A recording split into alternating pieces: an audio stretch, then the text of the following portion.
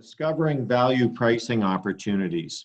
Here we're getting into the topic of value, which is a huge topic, and most of our practice is built on helping companies capture value more effectively. I've decided to focus on two particular value pricing opportunities that private equity investors should carefully consider with any other portfolio companies. And so the first one is ensuring the effective management of price increases and a proper cadence and a proper and best practices against it.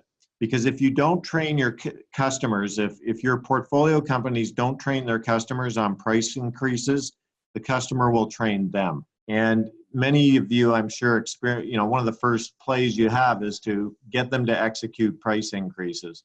The problem is that most companies lack a sustainable, repeatable process for doing it with excellence. And this can drive significant shareholder value if done properly. The practice that's used by most companies in today's procurement-ridden environment is the paintbrush, just to have an across-the-board price increase of 3% and go out and try and implement it.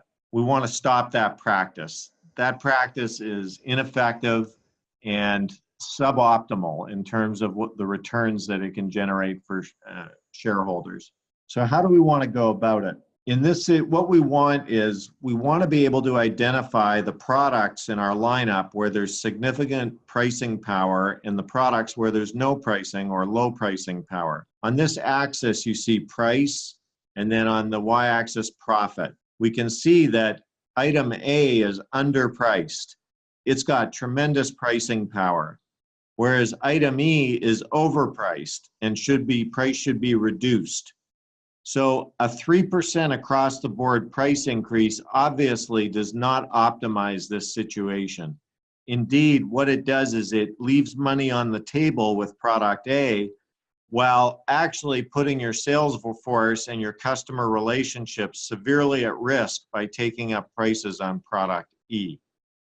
So we need a process for identifying where the pricing power is, which products are the A's, where we could go up significantly more, and which are the B's, C's, D's, and then finally E's, where we need to be more cautious and ultimately perhaps not take any price at all.